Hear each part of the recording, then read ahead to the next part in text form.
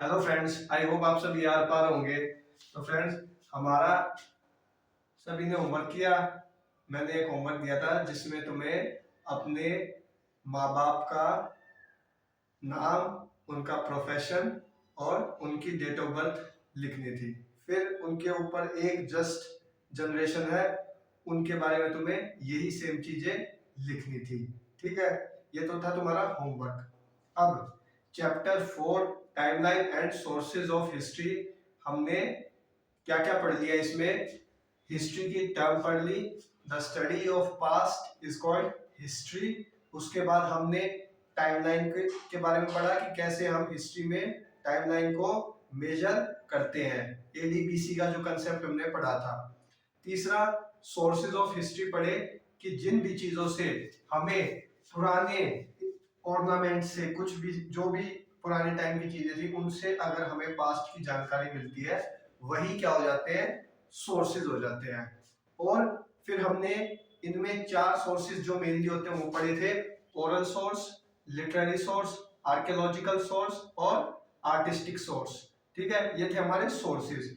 उसके बाद हमने पता किया था कि जो हिस्टोरियन होता है, जो पास्ट की स्टडी करके उन्हें अच्छे से लिखता है किताबों में, वो हिस्टोरियन होता है।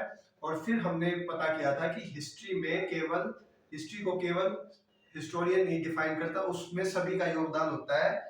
किस किस का होता है, आर्कियोलॉजिस्ट का होता है, जियोलॉजिस्ट का होता है और एंथ्रोपोलॉजिस्ट का होता है। इन सभी का हाथ होता है हिस्ट्री को एक प्रॉपर वे में सही बनाने में। उसके बाद हमने बिगिनिंग्स ऑफ ह्यूमन सिविलाइजेशन, मतलब कि बिगिनिंग्स ऑफ ह्यूमन हिस्ट्री हमने स्टार्ट कर दिया था। इसमें मैंने बता दिया था कि हम इंसान 3 लाख साल पहले धरती पर उसका जन्म हो गया था।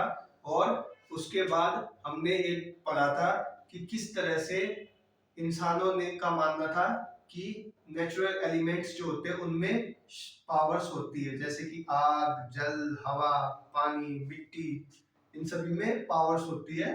और ये एक तरह के आफ्टर लाइफ को भी मानते थे, यानी कि मृत्यु के बाद भी जीवन है। तो यहाँ तक हमारा चैप्टर हो गया था। अब मैं इस चैप्टर को आगे कंटिन्यू कराता हूँ।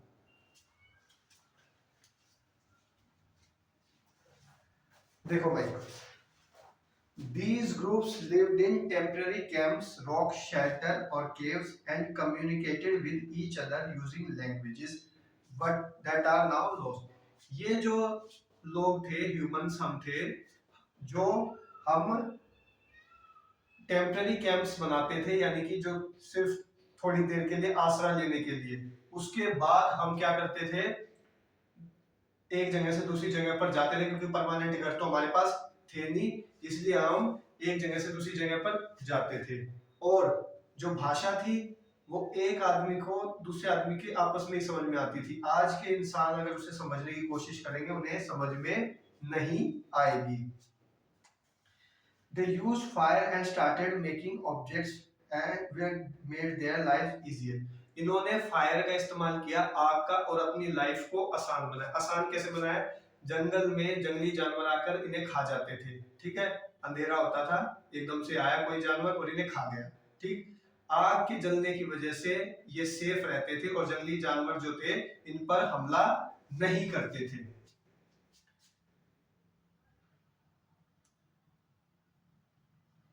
फिर इन्होंने क्या किया, कुल्हाड़ियां बनाई, stone axis and blades, arrowheads, तीर कमान एंड अदर टूल्स, और भी जो है टूल्स बनाए ताकि ये शिकार कर सके। मैंने बताया था कि सिर्फ शिकार पर ही ये डिपेंडेंट रहते थे। उसके बाद देखो, aspects of their life are visible in rock paintings. इनके जो सबूत है आज भी हमें जो गुफाएं हैं उनमें देखने को मिलता है, जहां पर इन लोगों ने रॉक पेंटिंग की थी, यानी कि दीवार पे इन्होंने कुछ इस टाइप के चिन्ह इन्होंने बनाए थे, अपने बना दिए। ठीक है, घर के बना दिए, और भी बहुत सारे अलग अलग तरह के चिन्ह।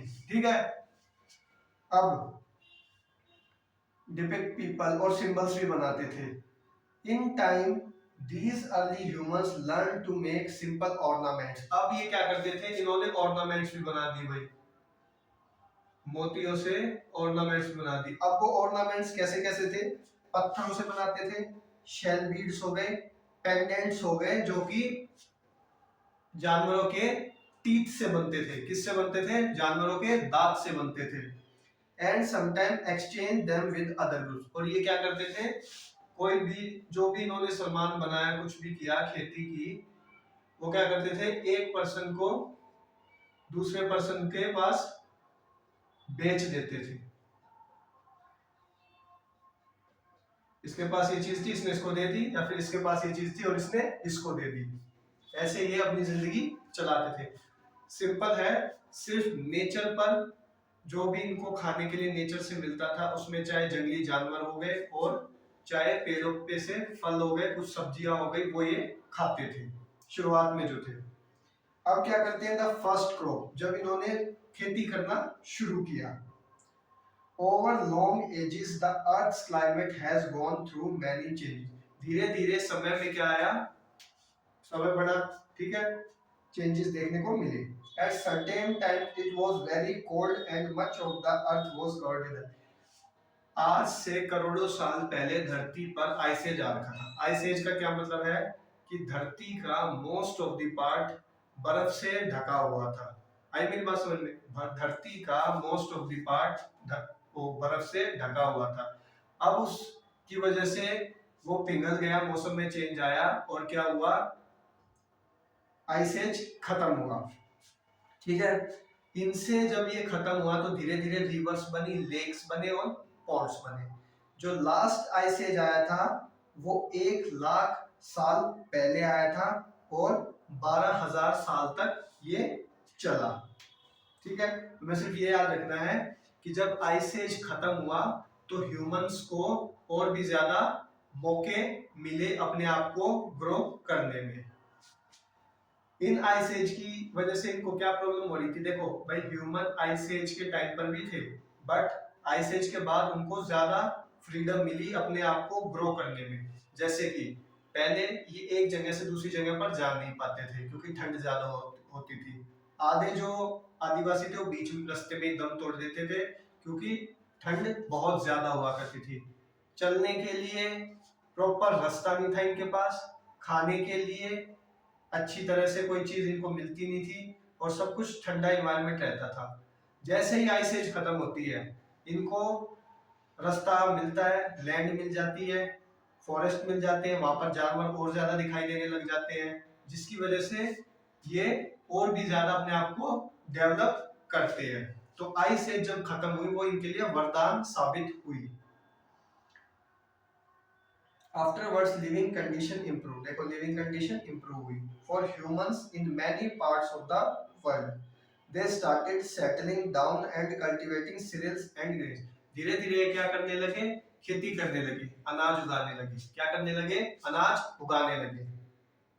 They also domesticated animals such as cattle, goats, etc. और ये क्या करने लगे, जानवरों को पालने लगे। कैटल्स, आपका कैटल्स में आपके भेड़, बकरी, गाय, भैंस, बफेलो, काऊ, ये सब आते हैं, ठीक है। With more food available, these communities grew in size and number. और अब इनके पास खाना ज्यादा हो गया तो ये कम्युनिटीज पहले इतने दायरे में थी, अब इन्होंने क्या किया, अपना दायरा बढ़ा लिया।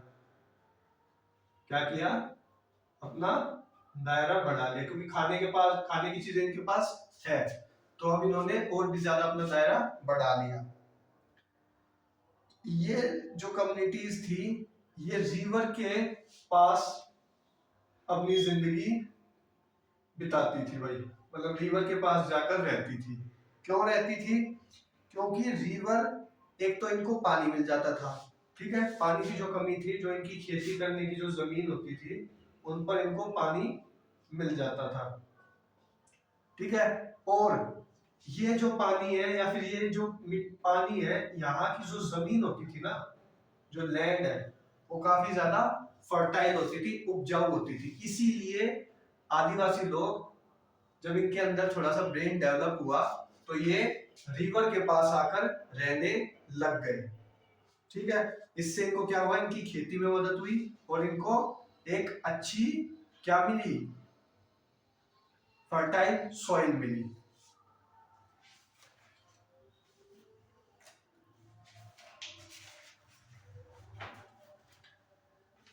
अब एक इमेज दिखा रखी है भाई, देखो ये वाली, इसमें दिखा रखा है कि किस तरह से अपना काम करते हैं। ये कुछ भेड़े हैं जो खा रही हैं, ये कुत्ता दिखाया हुआ है और ये इंसान कहीं काम पे जा रहा है अपने। यहाँ पर देखो ये खेती चल रही है, ठीक है, यहाँ पर ये महिला जो है खाना बना रही है, ठीक, और यहाँ पर ये व्यक्ति अलग अलग काम कर रहा है। तो ये उस टाइम का काम दिखाया हुआ है कि किस तरह से वो लोग काम करते थे। एज कम्युनिटीज ग्रो, धीरे धीरे ये कम्युनिटीज इतने से इतनी ज्यादा हो गई और बढ़ गई। So did their social complexity भी बढ़ गई, अब उनके अंदर जातिवाद भी बढ़ गया भाई। अब 4 थे, 10 हो गए, 20 हो गए, 25 हो गए, उनके अंदर जातिवाद भी बढ़ गया, मतलब कि जटिल हो गया। तो ऐसे में क्या था, लीडर्स और चीफटेन्स थे। लीडर्स और चीफटेन्स होते हैं मुखिया, क्या होते हैं, मुखिया, जो उनको प्रॉपर गाइड करते थे। वर responsible for the wellbeing of the people, और इन पीपल के लिए वेलबींग का काम करते थे। Everyone collectively work towards the communities, सभी लोग ग्रुप में काम करते थे। कैसे काम करते थे, सभी लोग ग्रुप में काम करते थे।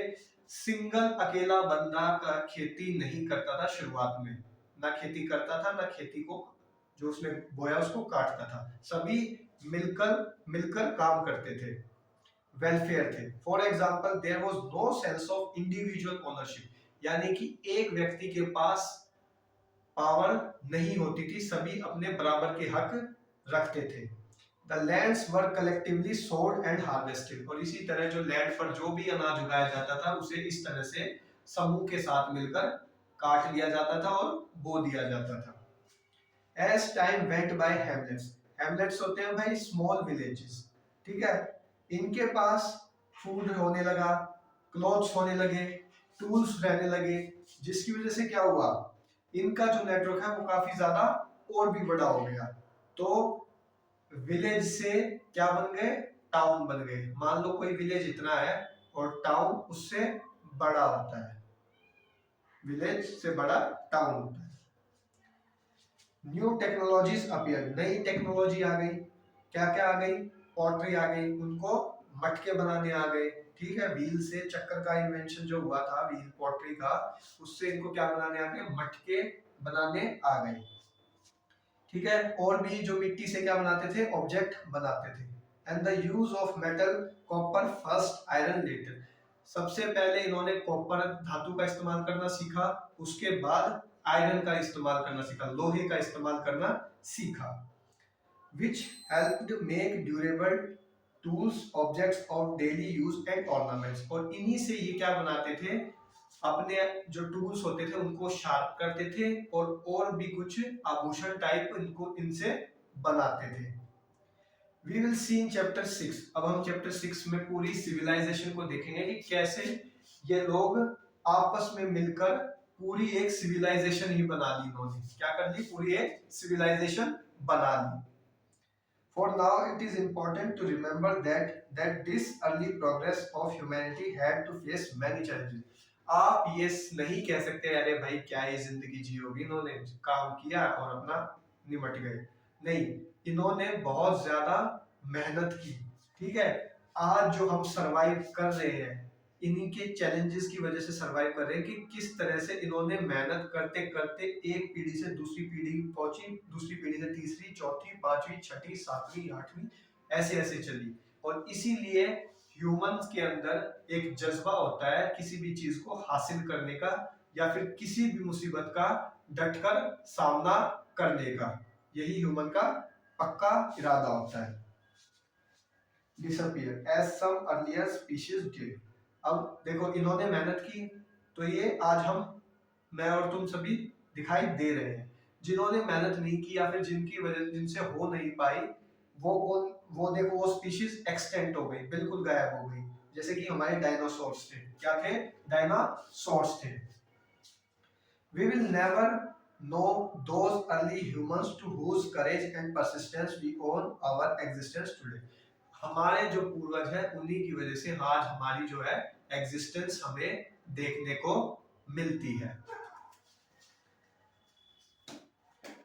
तो भाई आज मैंने ह्यूमंस बिगिनिंग्स पढ़ाई है। ह्यूमन का जन्म हुआ, शुरुआत में वो आइस एज की वजह से ज्यादा काम नहीं कर पाया, लेकिन जैसे ही आइस एज खत्म हुई उसने क्या किया, अपनी जिंदगी को बेहतर करना शुरू किया।